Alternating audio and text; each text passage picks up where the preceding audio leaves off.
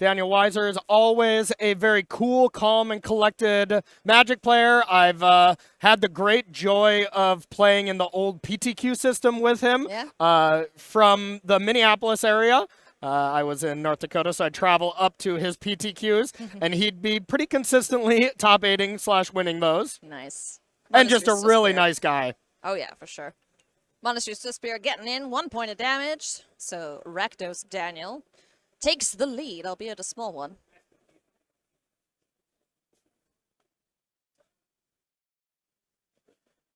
Boss turns back, taking a look at the hand. Hopefully there is a second land in there. Well, that's a pretty bad start, but we do have Remnant Ruins. What is turn 2 going to be? Blue mana left up, always terrifying to see, but Monastery Spear getting in for another point of damage. No prowess, no pumping, nothing happening just yet. Yep, taking it nice and slow here. And just trying to get in a few points of damage, get some threats on the battlefield. And I love this. Nice. Go for the plot here. There's more than likely going to be a No More Lies or a Get Lost or something in hand for Daniel. So our Rakdos aggro Daniel will be trying to double spell to try to prevent Weiser from gaining any kind of bit of control. Nice. Free spells are always great. So that's plotted away. I did spy a Memory Deluge in hand for Azorius Daniel.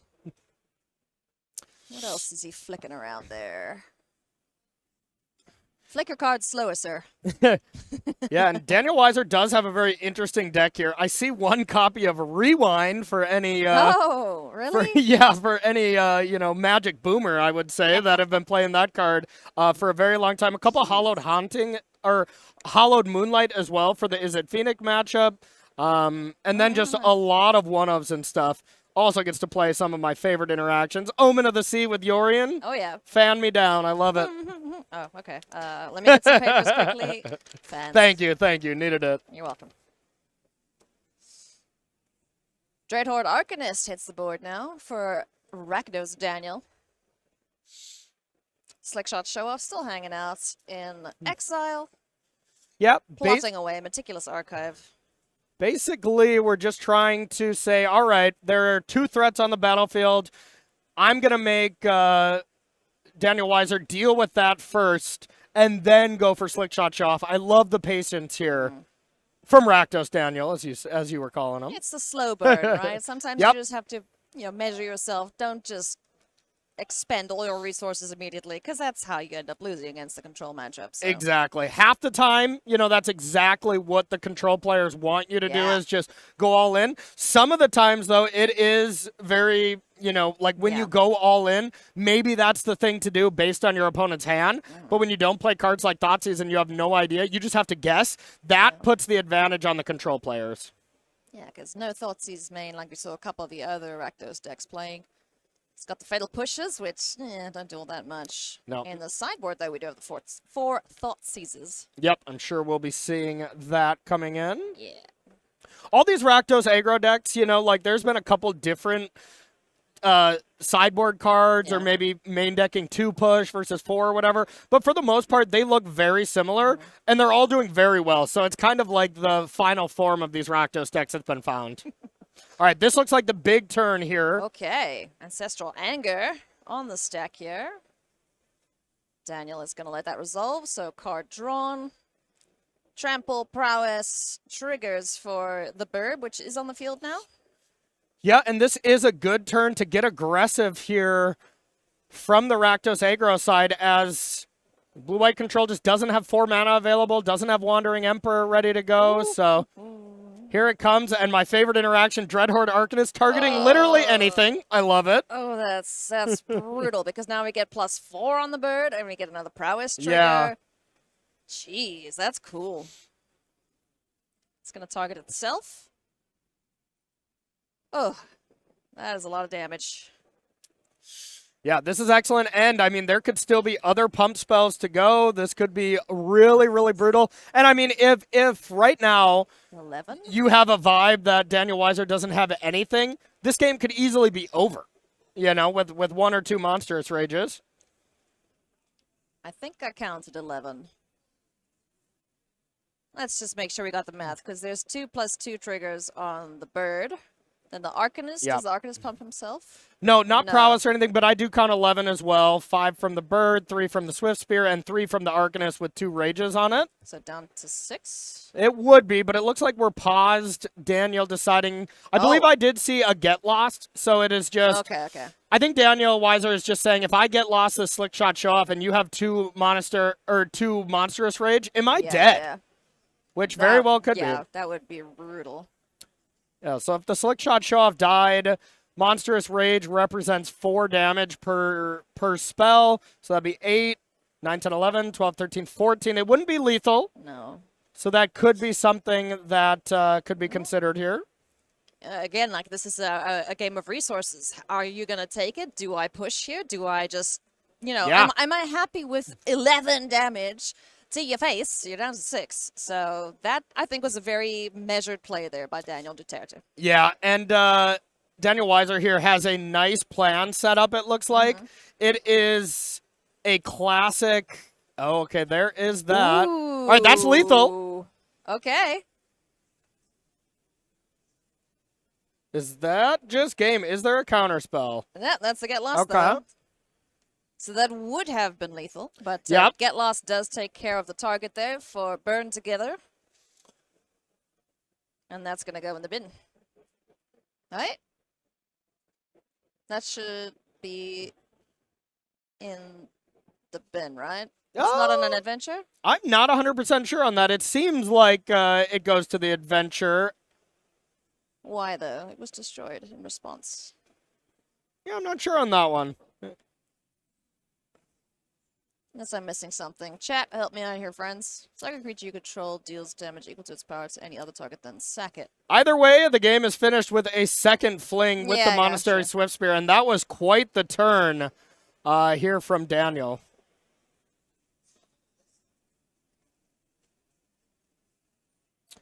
Impressive stuff. Well, that's pretty much what we wanted to see. Like, we have broken our bad luck for the aggro player against control in our games that we've commentated, Corey. So, Rakdos up a game. Woohoo! Yeah, Daniel Weiser there had a nice turn ready to go for the following turn. He was trying to set up a big play with temporary lockdown and having Get Lost available. Yeah. And just decided to not get lost in combat. Ended up taking too much damage because of it and lost the game immediately. But to be fair, even if he get lost the Slick Shot Show Off, I think the 2 flings post-board would have just got it done.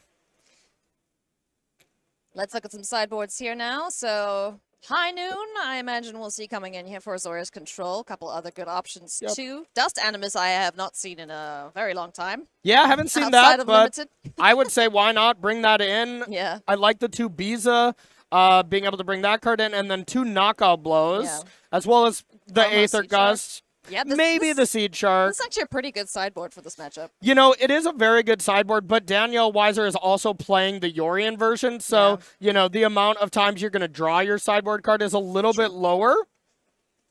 But from our Rakdos aggro player, cards I want to be bringing in, 3 Ob Nixilas seem great, 4 Thoughtseize seem like the slam dunks for me. Mainly, you want to get those Fatal Pushes out of your deck and go with that. Maybe you bring in the Hazoret as well. This is a lot better now that they don't have, you don't have the whale to be putting it on top like we saw in the last round. And we'll see into game number 2 here. Both players still sitting great, 10-1 no matter what. This very well could be essentially a win and in for the Pro Tour for these players, you know? That's cool. Yep, being able to start with 11 wins, 11-1, and then if you start losing, then your tiebreakers are much higher, and then your chances of being in the top 64 are much higher. So both players are going to be pretty happy with their weekend thus far. 2 very different game plans, but very successful decks in Pioneer at the moment. The format just looks and feels great post-ban, you know? Yeah. Agreed. No 7-game matches at the Pro Tour with Amalia combos going to ties. Thank you very much, Christopher and Simon, for that. Yeah, that was absurd. That's for sure.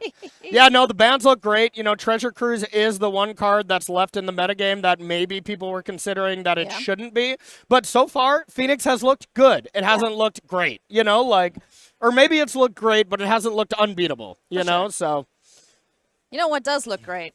Is a flash sale for 50% Ooh, off. I'm in. You should go check it out. We're celebrating the regional championship here. We're going to send 2 people to the world champs next year, so why not celebrate 50% off on Star City Games until Monday, but go buy stuff now, because then you won't be sad when you forget. See? Yeah, 50% off is a lot, too. I mean, you can get some nice cards here. Off. Definitely. Corey, I know math.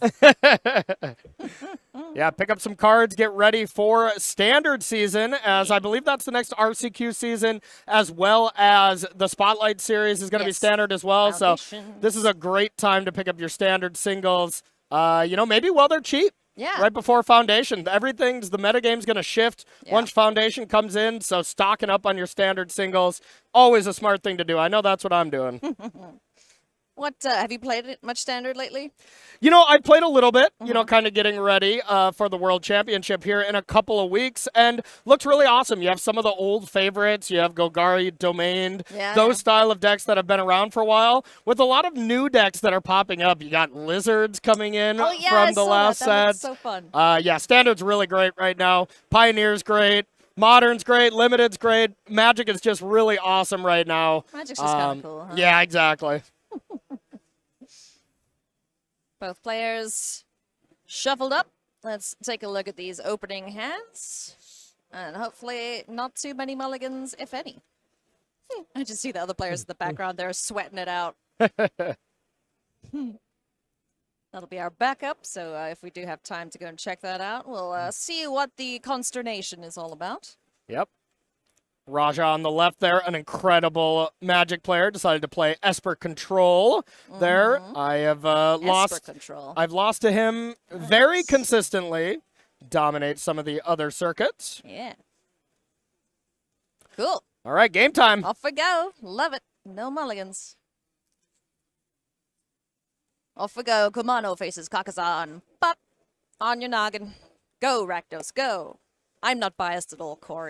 yeah, you don't seem biased at all. No. I'm rooting for a Daniel, so there you go. Very unbiased. You're going to be a winner no matter what? Yeah, that's actually true. Chapter 2 of Kumano Faces Kakazan. Is there a critter to make use of that? I would hope so. I would hope so, yeah. It's always it feels bad when you don't get the freebie, you know? Definitely. I believe I saw Heartfire Hero as an option at least, but maybe debating if you want to try to go for a 2-drop here. Monastery Suspir, okay. There's no more lies in hand. Do you go for it? You know, it's very tempting because of the extra +1/+1 counter, but the way it works here is if this gets countered, then you still get to play another creature, and that will get the boost. So I think this is kind of brutal no matter what for Weiser. Would it get the counter? Because it's when you cost your next, right? Yeah. So, that is a bit of a predicament there. But yeah, we're going to get the counter on the Swift Spear, so that's going to run in for 2 points of damage. Getting on in there. Let's see if there's any... There's a March, I believe. March Otherworldly Light. That'll take care of that. So just get it no out of damage. There. Adios, friendo.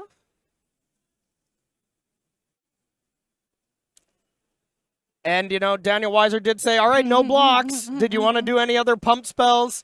And didn't fall for it. Both these players have been playing excellent. Heartfire Hero, that's the real hero we need in our lives. There we go. You know, this tiny mouse with a flaming sword. Okay, doesn't look like there's another untapped land for Weiser. So I believe I saw a temporary lockdown, so this would have been a great turn to just slam that if available. Yep, we're going to get Etching of Kumano flipping over. So this turn, there could be a fair amount of damage here for Daniel. Yeah, absolutely. This is the big turn to get as much damage in as you can. Still a no more lies from Weiser, so is able to prevent some of this over-the-top action. Yeah, I would love to high noon or something. I think I saw a Supreme Verdict in hand there for him, too. Yeah. Instead of Wandering Emperor, maybe? No. Looks like Weiser can definitely control the battlefield if he can find a white source, but there is not a second white available right now, so this could be very brutal. Yeah. Down to 16 he falls. And the Flood Farm Verge is just a plains right now, as there's no islands. Not that big of a deal when you already have 2 blue sources, but still something to keep an eye on. I do like the Verges. Yeah, they're great. They're great.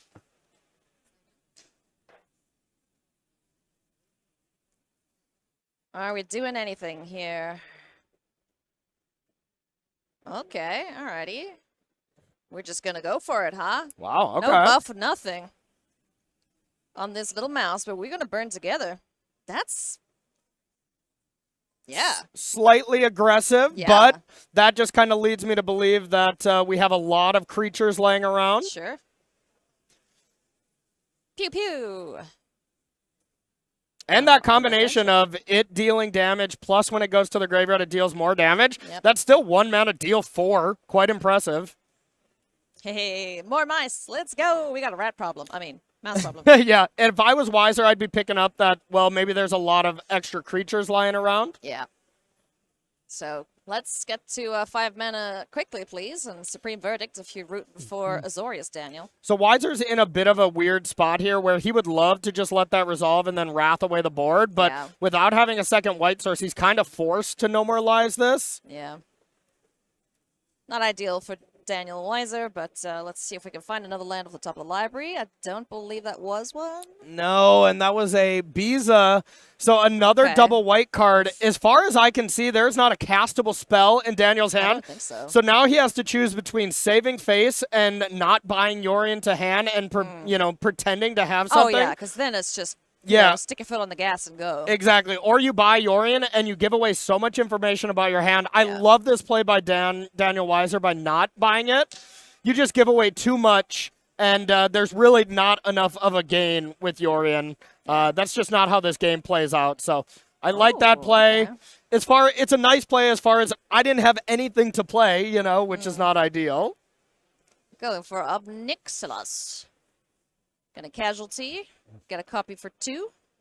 And this is going to be really, really tough for Weiser to come back from. Nothing is really able to deal with those lands. We don't have, like, Shark Typhoons to attack them down. These Obnixilas just kind of go the distance. And with Daniel Weiser being at only 12, can only take 5 hits from these Obnixilas. 2 of them are going to tick up every turn. This looks like a near unwinnable game. Daniel needs a white source now and needs to play Biza to be able to have a chance. It's a land? Nope. Oh. Good grief. This is such a rough spot for Weiser to be in. Did find land. Okay. We still got a game then. All right. Here comes Biza. Okay. Get to gain some life. Doesn't look like you just draw a card. 2/2.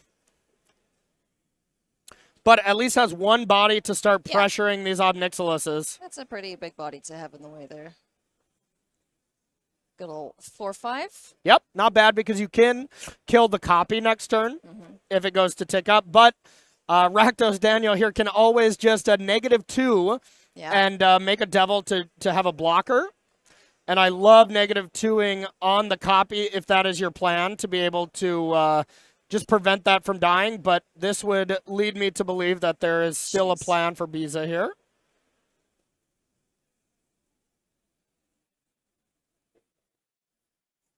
So down to 12. Land drop for turn for Daniel Duterte. And followed up with the Callous Sellsword. Just a 2/2. Okay. 2/2 for 2. Now he's pretty priced into chump blocking with that, though. Yeah. So I almost would have liked making a devil with the copy. Yeah, I think, you know, that would be a pretty good use of the copy. Yeah. Then you do run a little bit of a foul to a temporary lockdown, as it's going to clean up the Sellsword as well as the token. But as it stands now, you get to deal with the Sellsword with the lockdown and deal with the copy, and now we got a game. Yeah. Biza doing some good work there. The Elemental Oak.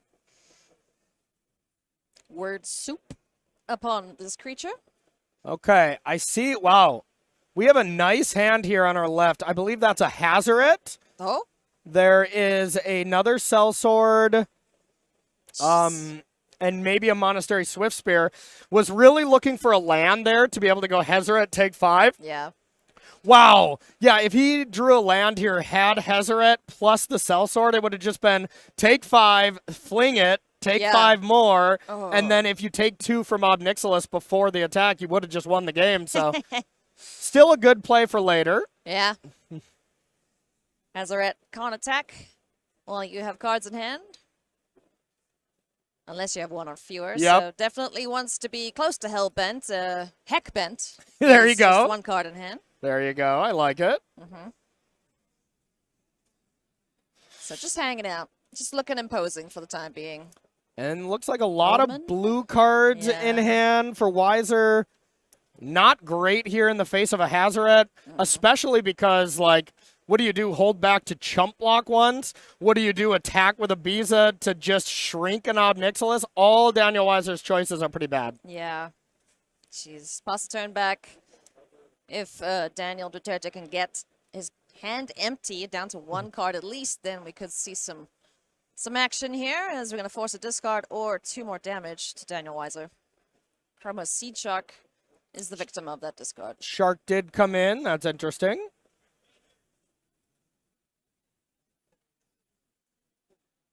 This is close. I really enjoy watching players who specialize in certain archetypes just maneuver through their plays and their decks. It's really cool. Agreed, yep. Monastery Swiftspear on the stack. So if he can get rid of 1 more card in hand and just keep the Sellsword, that would be ideal. But wow, doesn't do that. Right. Okay. Interesting. I mean, the one thing that pumps? Yeah, the one thing that is nice is you can just go discard to Hazoret and block Biza and just keep your Ob Nixilis safe. I like that play. So a nice slow defensive Hazoret. Usually not the words we say together. Nope. But this is still going to be a very rough game for Weiser to win. Red God usually go bear, but this time, protect. No attack. If anything's going to help him out, though, it's this Memory Deluge to be able to find some answers. Yeah, needs them for sure. So let's go looking for cards. What do we get to see? Teferi, okay. Land, Teferi, and what was that? So absolute worst case, you can take land Teferi, Tuck Hazoret, attack down Ob Nixilis. Sure. That's pretty good. Yeah, that could be the turning point here for Daniel. Yeah, that's got to be what I would take.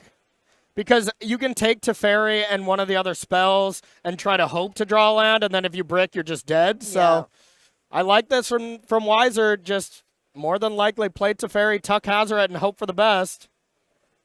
I mean, in terms of the best, like, Teferi is probably one of the best planeswalkers ever printed. So. Oh, yeah, absolutely. What more could you hope for?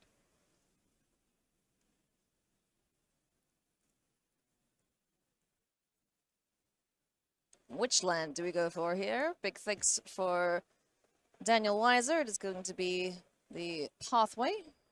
Hengegate, I believe. Yep. There's Teferi. And looks like just a Blood Crypt, which is about to be discarded here to Hazoret, as well as the Sellsword in hand. So, I mean, honestly, things are not looking bad for Daniel Weiser here. That Hazoret will be a problem here in a couple of turns, but not a direct problem here. Yeah. You know, there's quite a bunch of incidental life gain in these control decks just to, you know, make sure that they can set themselves up and not die in the meantime while they just overrun their opponent with resources. Yeah. So let's see what Daniel can cobble together here. Yeah, Daniel got a little punished here for not attacking with Hazoret, to be honest. Like, you could have got that extra damage in, forced a block with Biza. I get the thought of trying to protect Ob Nixilis, but it really backfired here and could be the turning point in this game, maybe match.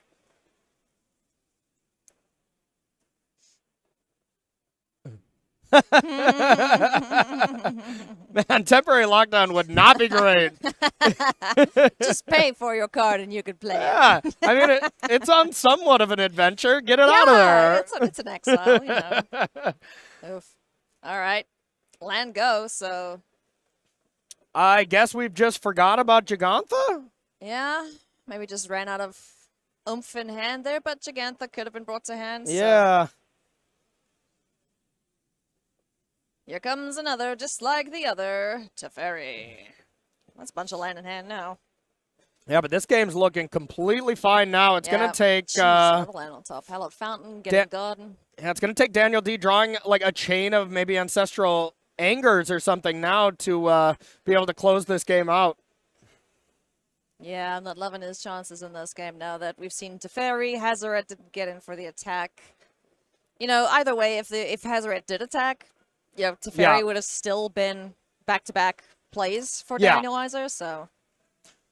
Yeah, and there's some thought to not buying Gigantha so that when you draw Hazoret next turn, you can attack with it, but we knew that Hazoret wasn't this card, so you could at least just play Gigantha, but, you know, if you draw something like this, you don't have the option to attack next turn with Hazoret, and looks like Daniel D is prioritizing that.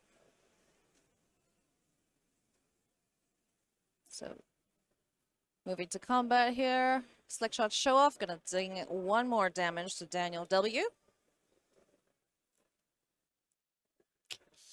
And now we'll see if Weiser has found an answer to the Hazoret on top. It looks like just Island Omen of the Sea for now, so doesn't have it now, but essentially has, what, 4, 5 looks at some answer to that. Yeah. And basically any answer is good, you know? I mean, a No More Lies, something like that. And now we're buying Gigantha, where for sure next turn we're not going to be able to attack with Hazoret unless we use the Cell Sword. So interesting for sure. Hazoret's 4? 4 mana to cast, yep. So can go Hazoret plus fling something and then attack with Hazoret? Yeah. Which is a decent play. A little awkward, though. Yeah. But, yeah. Especially because now, at worst case, Daniel Weiser has Hall of the Storm Giants to just animate and block, if you want to do that. Well, I suppose if the bird is getting it in the air, then throwing Hazoret at face is enough. Yeah, not anymore. Not enough, Bird is tucked away. Bye-bye, Pigeon. Nice play from Weiser here. Yeah. Daniel Weiser is really hoping for one more land, and then we have the, kind of quote-unquote 8-mana spell, the Yorion, able to be cast, blink out Biza, and just gain 4 life, put another 4/5 body into play, and, we're pretty much done here. That's kind of what Weiser has been setting up. He did have that one turn where he didn't buy Yorion, where he could have just cast it now, but I still totally stand by Weiser's play of not buying it at the time. All right, Jaggy. Coming on down. Oh! Woo! Oh! Okay, we're making a copy of Biza? Yeah. No? We're just countering. Okay, I thought we were making a copy of we are. Oh, we are? Yeah. Oh, crikey. We spreed it all, so you get a copy. It just legend rules right away, but it does represent counter target spell, gain 4 life. That's good enough. Oh, this game is over, my friend. And now you can Yorion again if Weiser has a land to go up to 14, and, it's GG, basically. Oof. What a nice play from Weiser. Yeah. That was sweet. Gross, but sweet. Restless Anchorage now.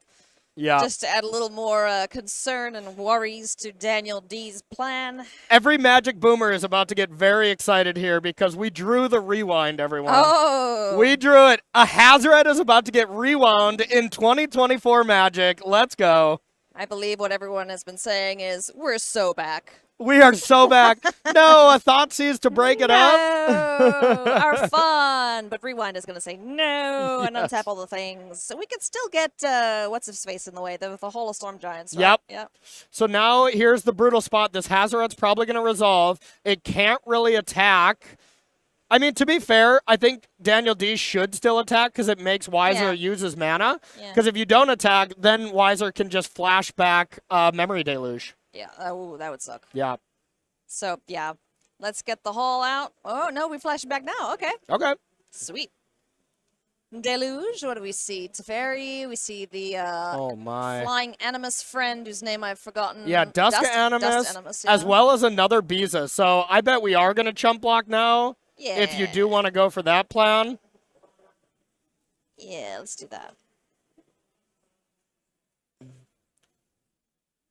This has been a sick matchup. This has been nice.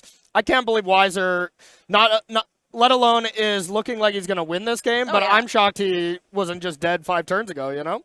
It felt like it was going to go that way. I thought we were for sure going to see our first 2-0 against a control deck, but yeah, we got another Beza coming out. This one gets fish. Woo, fishies. Yeah, I love fish. Don't think we get any cards ever against an aggro deck. But yeah, definitely get the life. So, geez, look at this. Look at the life totals now. 18 to 14. Slickshot show off coming in hot. Trying to do its best here, but I don't think the best is going to be good enough unless we have a chain of instants to go along with them. Yeah, and I think we've entered what Patrick would say is garbage time. Garbage time. Teferi. Da da da da da. Teferi. Whenever the third Teferi comes down and you no longer need to tuck any of the permanents from the hyper-aggressive decks, and whenever Daniel's attacking, you know the game is probably over. Yep, that's bad news bears for aggressive players when your control player is hitting you with the face. Now you're at 14. Yep. So at some point, Daniel D is going to have to look at clock consideration. Yeah. We see 19 minutes, so still plenty of time. Doesn't have to worry about it now. But at some point, we'll see him probably pack it up just to make sure we can finish the third game. Yeah. Don't want to end in a draw. Got to read quick study. Be like, wow, Divination has flash now? Yeah. Sweet. Yeah, sweet. This is a true control gamer who's trying to save time. Didn't even untap Visa. Just said this is going to attack again. Love it, Weiser. Love it. Let the bird fly. So now you're about to say let the bodies hit the floor, and I was like, yeah, they probably might because they're gonna have to block soon. Here's the nice thing with Yorion too: you can always pick up temporary lockdown if you want. Yep. They get the creature back, and then you get all the creatures, including the fish. But whatever. Gobble. Yep, game 3. Let's go. Damn, Daniel, that was cool. Daniel W. That is. That was a really, really sweet matchup there. I thought for sure Daniel had that locked up, but didn't find any pump spells there. Had Hazoret. Yeah. Didn't get to attack with or didn't attack with it when he had the opportunity, but yeah. Let's look at sideboards again. Let's see what the plan is going into this one. Yeah, I want to go back to that game for a quick sec. But yeah, Weiser not having a play on that turn 5 or whatever where he didn't have double white. The game was just over if he didn't top deck that second white source to play Biza. And, everything looked to be Daniel D's way and just some tight play from Weiser to be able to come back. So as far as play draw differences, this isn't a matchup where you change a ton play and draw. Most of the time, Yorion deck, you have so many cards you need to take out anyways that play draw changes are kind of just not a thing. And we don't see either player even picking up their sideboard.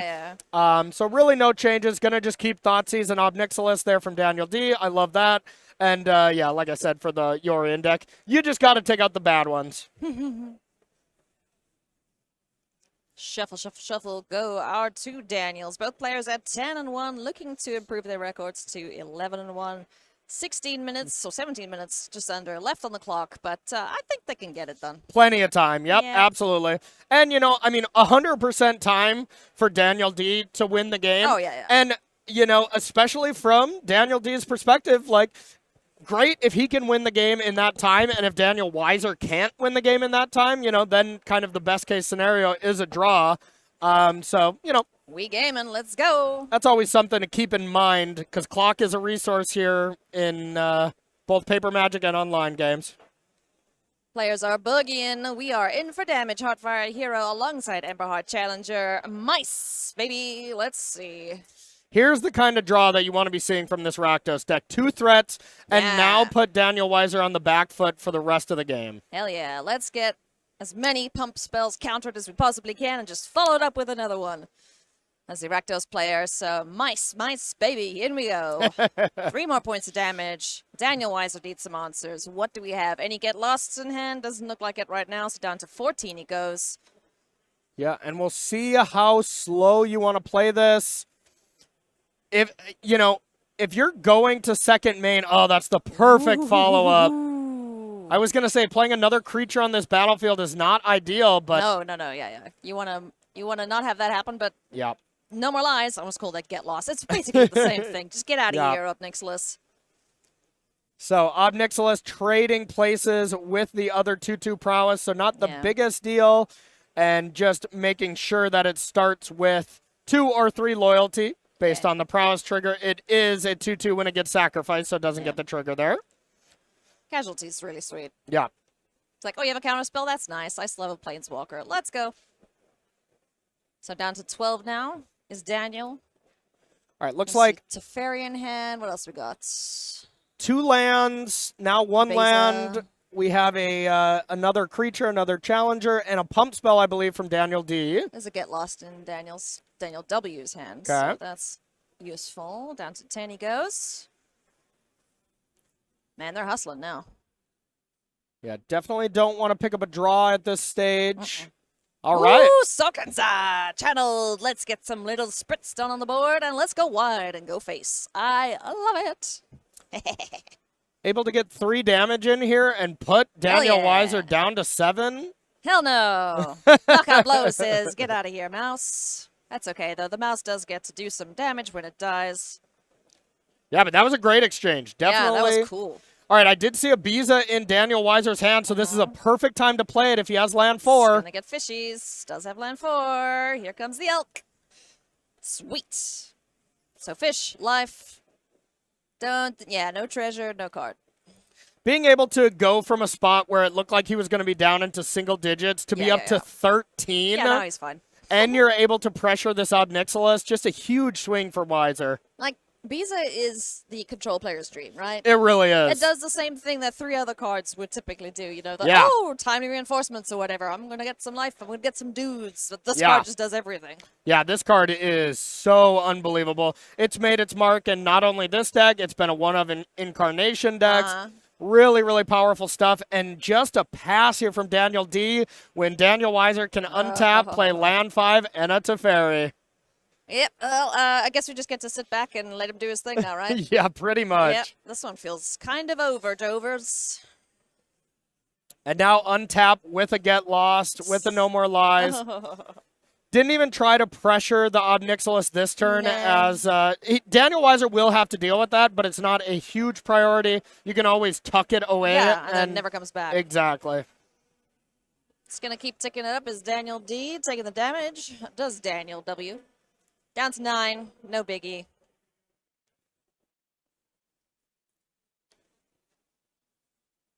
This has been a sick matchup. This has been a sick matchup. Played out very differently from the Azorius Lotus deck that we saw against Rakdos aggro. You know, Rakdos aggro in this match definitely put up more of a fight, but, you know, Azorius control in the hands of Daniel W. just looking really, really strong. Yeah, he's always so calm and cool. It's always looks amazing to see him pilot it. Yeah. You know, plus that Lotus Field deck does look awesome. You know, I do think I want to see more of that, but yeah, this looks great too. And you can see why these 2 decks are the 2 top in Pioneer this weekend. Yep. So. Yep, number 1 and number 2 by a clear margin. Yeah. You know, as far as day 2 win rates or day 2 conversions, these 2 were a step ahead of Is It Phoenix. So definitely the best 2 performing decks so far of the weekend. Daniel's passing back to Daniel. Control Daniel, that is. And what do we have here? We've got a Meticulous Archive, surveilling another land into the bin. Teferi is going to tuck away the copy of Obnixilis. Just 2 little 1/1s left on the board now for Daniel.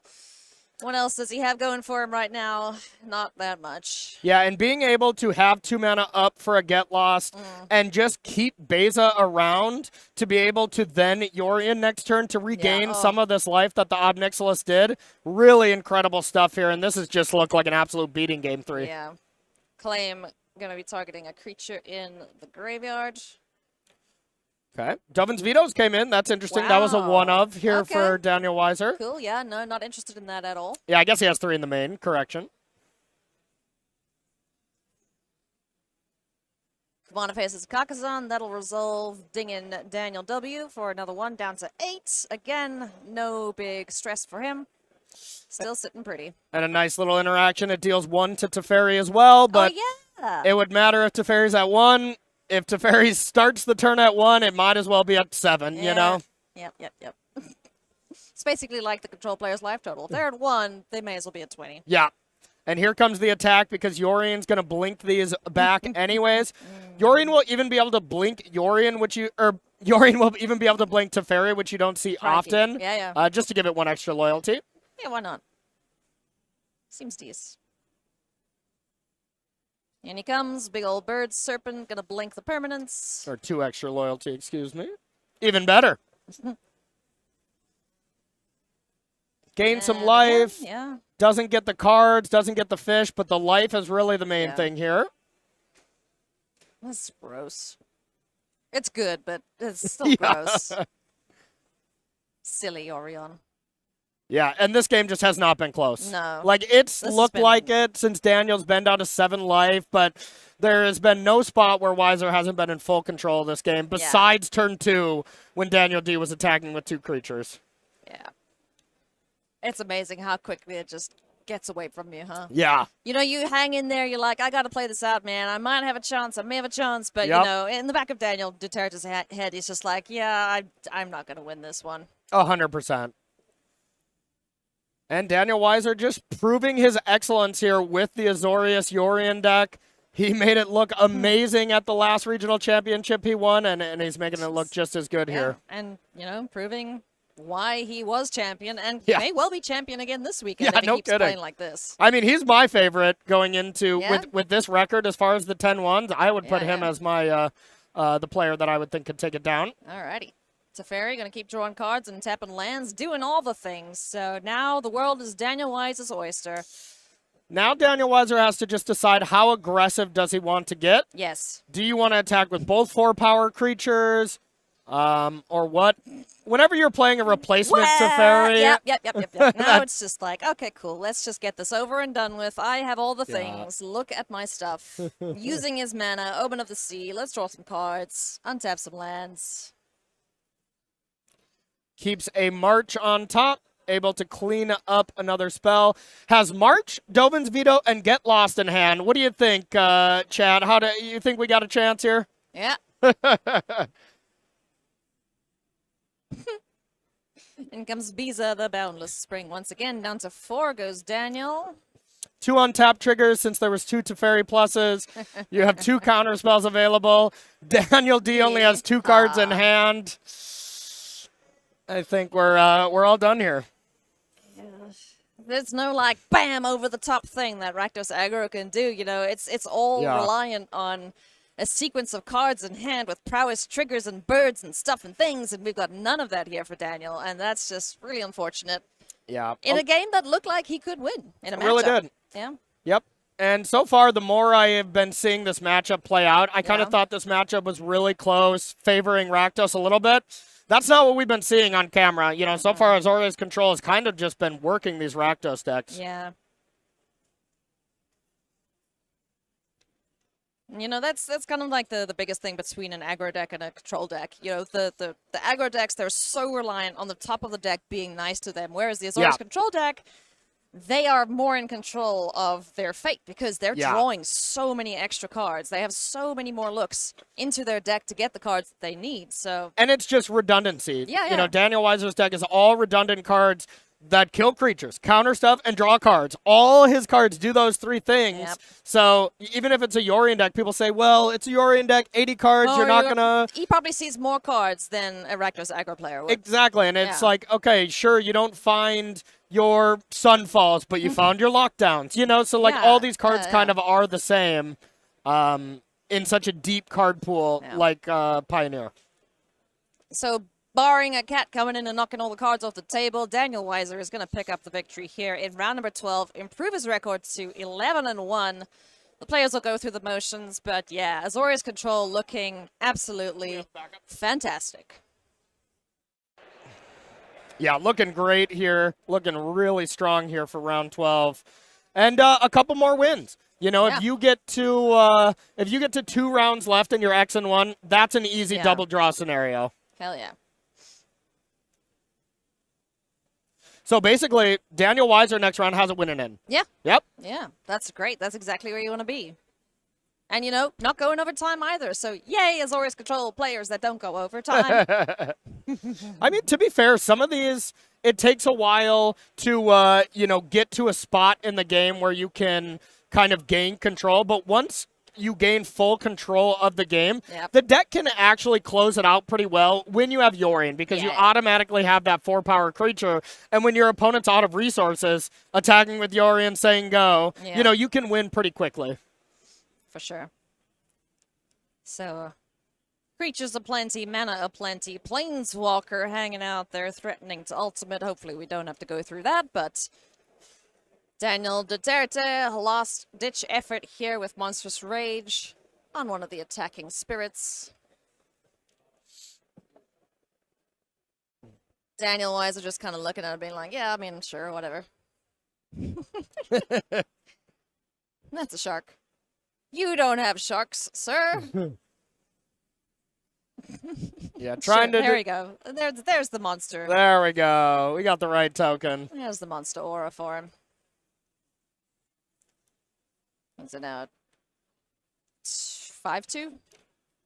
Looks like it, but yeah, it just doesn't matter. It's not going to be enough, unfortunately, for Daniel D. in Rakdos Agroland. Daniel Weiser, 11-1, Corey. Impressive stuff, you know. I mean, Daniel Weiser, a master of his craft, and really plays every single match, whether it be round 1 of this regional championship, a win and end, a casual match against your buddies. He plays it the exact same and just treats it as another match of Magic. And that's how you recognize the greats, you know? Like, they're calm, cool, and collected under the lights, just the same as they are practicing for the event. An absolute master.